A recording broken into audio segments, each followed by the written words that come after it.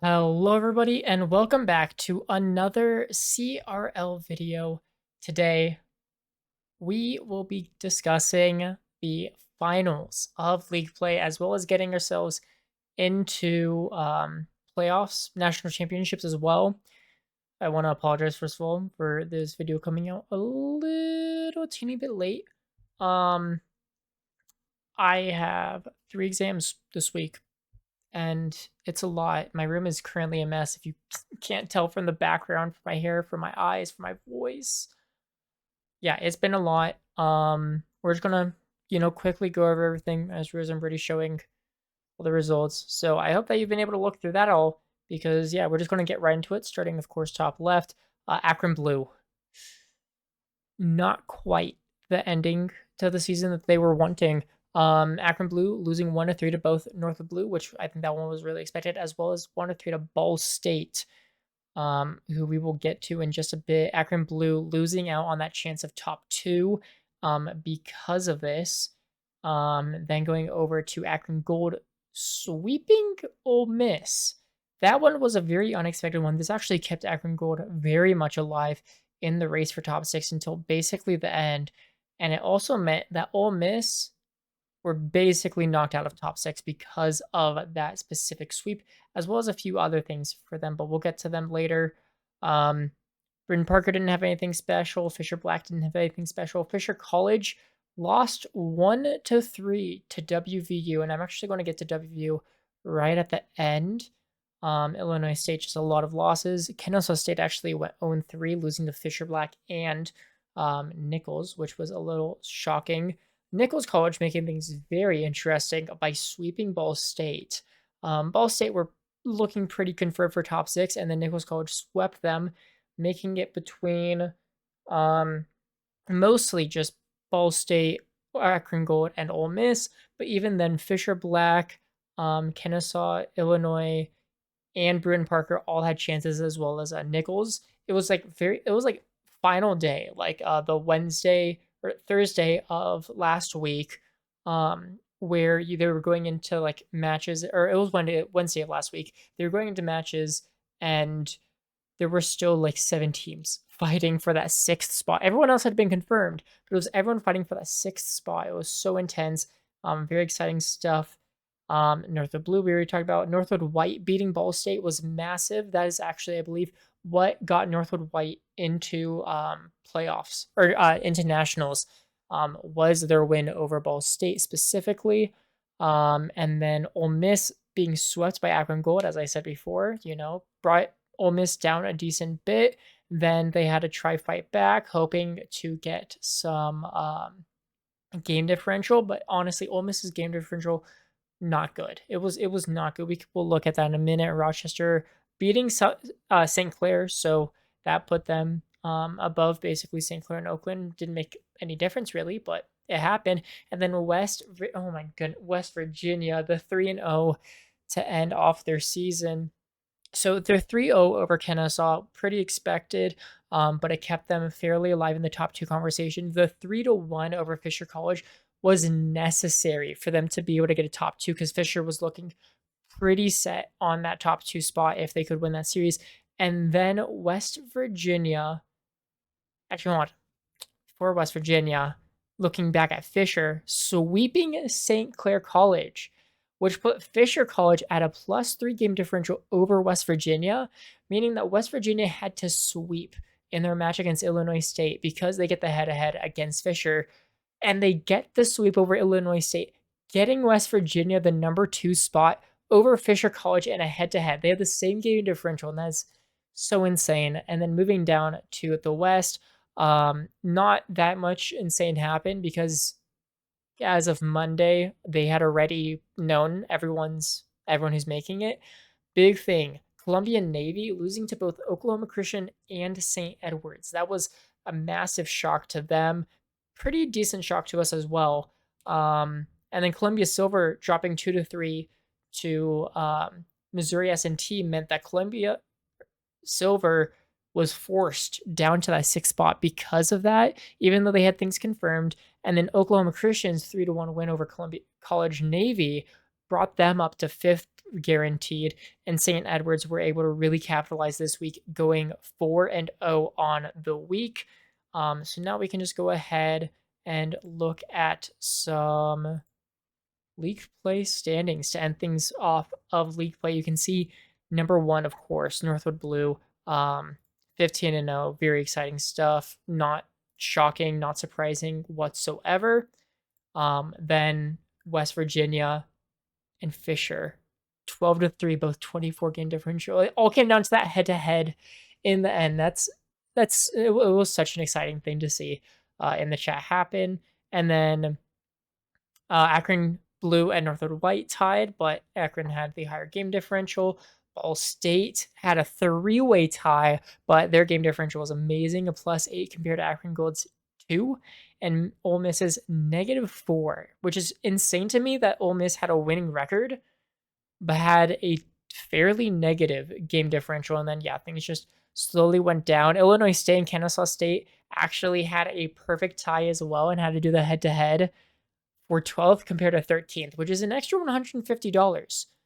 So Illinois State's win over Kennesaw State earned them $150, which is pretty cool. And then, Rochester, even though they beat St. Clair, went under them. I think if St. Clair didn't have errors at the very start, then they probably would have been a bit lower. And then we move over to the West, where Boise went 15-0. St. Edwards, their win over Columbia was very vital, I believe. Well, actually, St. Edwards probably would have had it anyways from game differential, but Columbia just had a really lackluster end. Maryville, Stealth is back, by the way. I don't know what happened, but he played against Kansas. So Stealth is back. He'll be back for hopefully all of the national championships as well. It's good to see. I'm hoping that, they got everything cleared up nice and neat.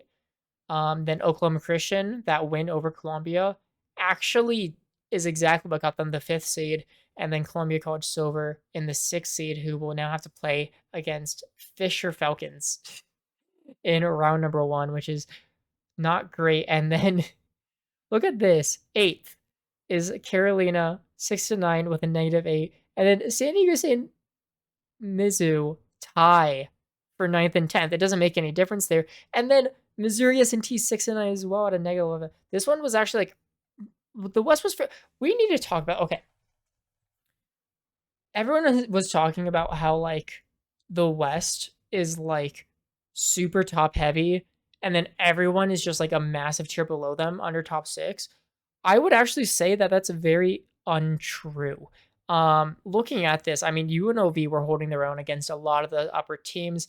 Carolina did much better than anyone expected, and this was their first semester, so they definitely had some struggles, like losing to CSU when they maybe shouldn't have, given their standings. Now, San Diego State looks solid.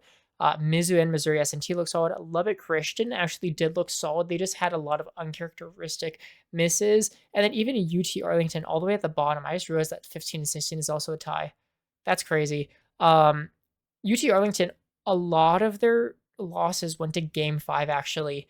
I think the same with Bragos. So actually really insane stuff. While in the East, I mean, honestly, I would say the East is really top-sided, especially given all of this. Even between 6 and 7, such a big difference of 6 game differential between that. But it was also insanely close, I think, also because Ball State had a couple of mistakes at the beginning of the semester and they had to pick things back up. I think they should have been 10-5 at the lowest.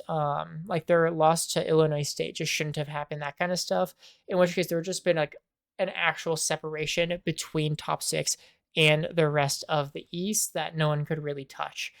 But we'll just have to see, because of course a lot of these middle East teams could have taken series. I know, even Brewton-Parker were taking it to Northwood in both Northwood series. And now we have our national championships. I do need to go ahead and put logos in for everyone, but I'm too lazy to do that right now. I'm too tired. I'll try getting that done tomorrow before I get this all out to everyone. We're going to go ahead and just go through all the matches that have already been decided. Norfolk Blue against St. Edwards and Boise State against West Virginia in the upper bracket because those are the top two of each conference. And then in the lower bracket, starting off with Fisher College versus Columbia College Silver. Yikes for Columbia. Maryville against Northwood White, which is super spicy because Calix was talking trash about Northwood White for so long, and then Maryville was actually the one. I would say both teams actually underperformed in their given conferences. And then Columbia College Navy against Ball State. That is a Columbia College that is underperforming a bit against a Ball State that are finally showing their potential and what we expected from them.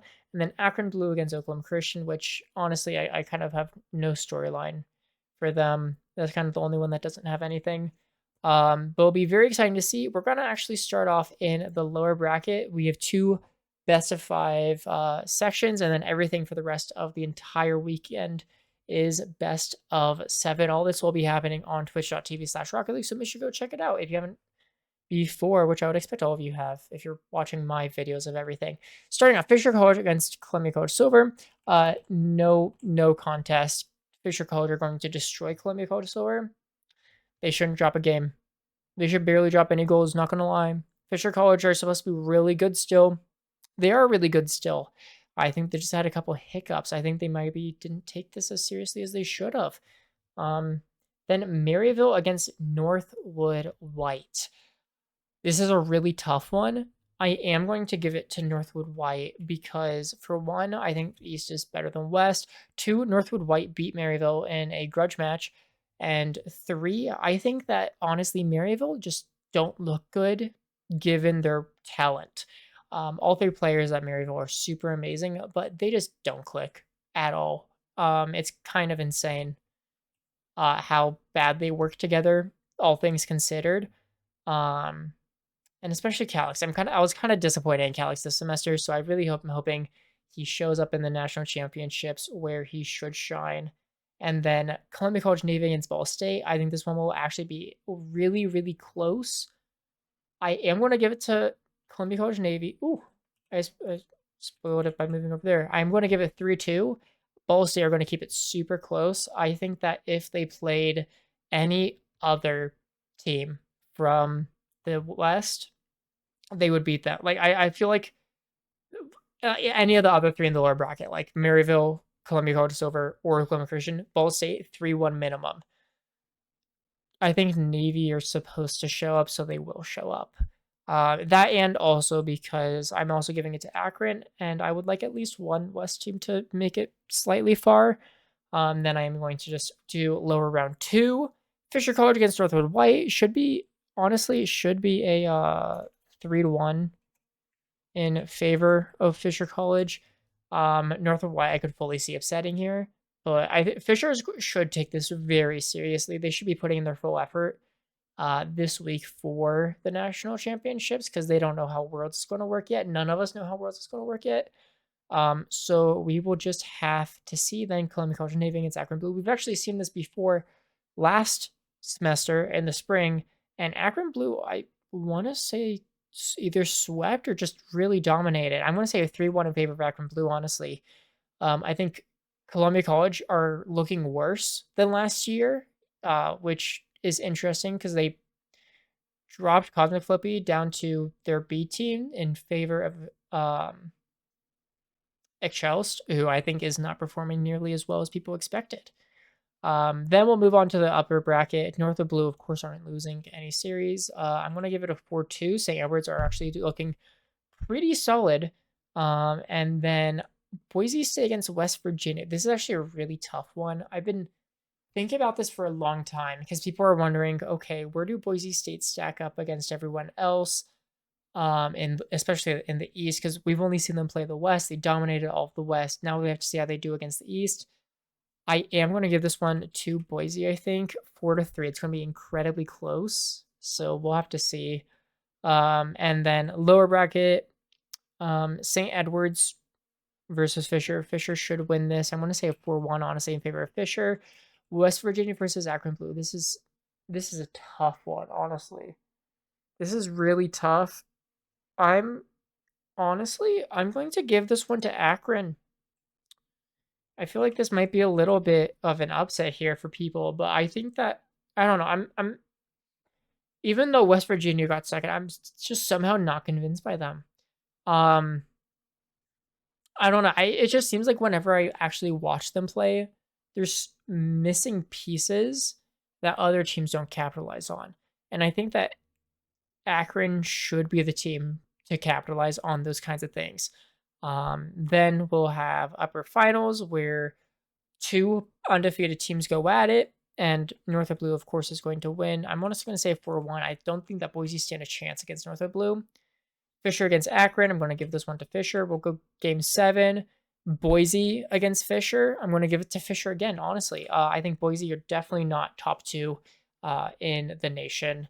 And then we're going to see if my code here works. I don't know if I did this correctly. Fisher, I would say, are going to win the first series just to make things really interesting. I'm going to say 4-1, actually. I think Fisher are going to have a lot of momentum. And then we are going to have Northwood Blue take it. Of course, Northwood Blue take it. And the code works. Let's go. It will be very exciting, very interesting stuff. I'm very excited for all this. And all I want from you guys is I want you guys to make your own bracket. I'm going to be putting a link to the bracket down below. All you have to do is make a copy, make your own bracket. I would love to see those on Twitter. Make sure to, add me on Twitter, mention me, that kind of stuff. And also, I would love to hear, final thing, what do you guys want me to do better for next semester? Obviously, my content kind of slowed down, doled out as the semester went on with school and everything like that, and also just obviously really repetitive content.